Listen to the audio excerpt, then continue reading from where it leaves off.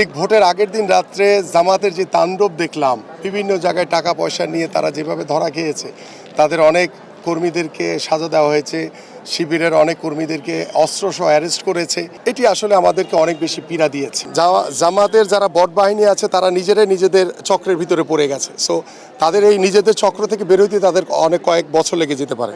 দেখেন, আমি এলাকারই সন্তান, আমি ছোটবেলা থেকে এলাকায় বড় হয়েছি। যে স্কুলে দাঁড়িয়ে আছে এই স্কুলে আমি পড়াশোনা করেছি, ছোটবেলায় এই মাঠে খেলাধুলা করেছি।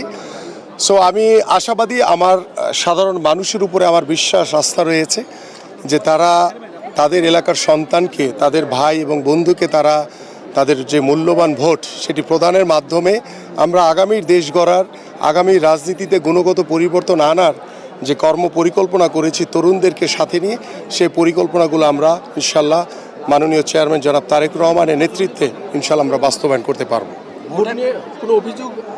না, আলহামদুলিল্লাহ ভোট নিয়ে কোনো অভিযোগ নেই, কিন্তু ভোটটা একটু স্লো কাস্ট হচ্ছে। কারণ আপনারা জানেন যে দুটি ভোট দিতে হচ্ছে, যার কারণে ভোটের গণনা বা ভোট গ্রহণের যেই দ্রুততা থাকা দরকার ছিল সেটা অনেকাংশেই কিছুটা স্থিমিত অবস্থায় রয়েছে। সো আমরা আশাবাদী যে সাধারণ মানুষ তারা স্বতঃস্ফূর্তভাবে ভোট প্রদানের জন্য প্রত্যেকটি কেন্দ্রে উপস্থিত হয়েছে। সাধারণ মানুষের যে উচ্ছ্বাস, যে উদ্দীপনা দেখছি, এটি অনেক ভালো লাগার একটি বিষয়। আমি দৃঢ়ভাবে বিশ্বাস করি যে আমরা দিন শেষে ভোট গ্রহণ শেষ করে ইনশাল্লাহ আমাদের জনগণের যে আস্থা, যে বিশ্বাস, সেটির পরিপূর্ণভাবে আমরা প্রতিষ্ঠিত করতে পারবো ইনশাল্লাহ। আপনার যারা এজেন্ট রয়েছেন, এখন ঘরেই হবে বিয়ে বাড়ির পোলাও, যদি থাকে আকিজ এসেনশিয়াল সুগন্ধি চিনি গুঁড়া চাল।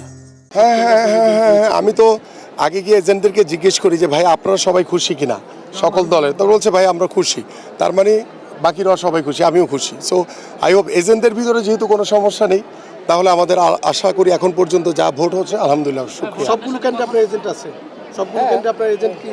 হ্যাঁ, আলহামদুলিল্লাহ সব কেন্দ্রে। তারপর আমি যদি কোথাও যদি একটু হয়তো বা দেরিতে ঢুকেছে 10 মিনিট, অনেক সকালবেলা, তো সেটা এখন পর্যন্ত আমার কাছে যে তথ্যপত্র রয়েছে সকল কেন্দ্রে আমাদের এজেন্ট রয়েছে। গতকালকে তারা অনেক অনিয়ম করেছে।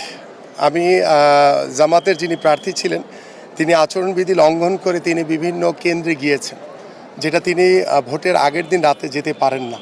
তো সেই জায়গা থেকে আসলে গতকালকে রাতের বেলা যেই বিচিত্র যে ঘটনাগুলো দেখেছি, যেখানে দীর্ঘ 17 বছর আমরা অপেক্ষা করেছি একটি অবাধ, সুষ্ঠু, নিরপেক্ষ নির্বাচনের জন্য, ঠিক ভোটের আগের দিন রাত্রে জামাতের যে তাণ্ডব দেখলাম, বিভিন্ন জায়গায় টাকা পয়সা নিয়ে তারা যেভাবে ধরা খেয়েছে, তাদের অনেক কর্মীদেরকে সাজা দেওয়া হয়েছে, শিবিরের অনেক কর্মীদেরকে অস্ত্রসহ অ্যারেস্ট করেছে।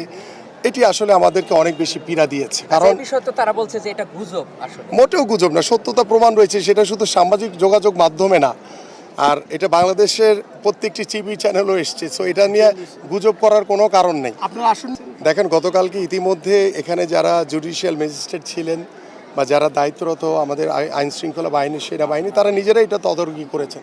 সো তারাই নিজেরাই টেক কেয়ার করছেন। কারণ জুডিশিয়াল ম্যাজিস্ট্রেট তিনি নিজেই কিন্তু 2 বছরের সাজা দিয়েছেন আমাদের শহীদ স্মৃতিতে যে ঘটনাটি ঘটেছে। সো এই সিদ্ধান্ত কিন্তু তারা তাৎক্ষণিকভাবে নিয়েছেন। সো আই হোপ যে আমরা জনগণের প্রতি আস্থাশীল, জনগণের প্রতি আস্থা রেখে ইনশাল্লাহ আমরা আজকের ভোট শেষ করতে। আলহামদুলিল্লাহ, আমি যেখানে দাঁড়িয়ে আছি, আমি স্কুলে পড়াশোনা করেছি, এই মাঠে খেলাধুলা করেছি ছোটোবেলা থেকে।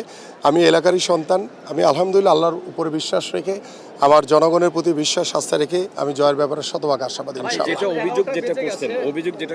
আমি মনে করি না, কারণ আমি জনগণের প্রতি আস্থাশীল, বিশ্বাস করি। কারণ জামাতের যারা বট বাহিনী আছে তারা নিজেদের চক্রের ভিতরে পড়ে গেছে। সো তাদের এই নিজেদের চক্র থেকে বেরোতে তাদের কয়েক বছর লেগে যেতে পারে।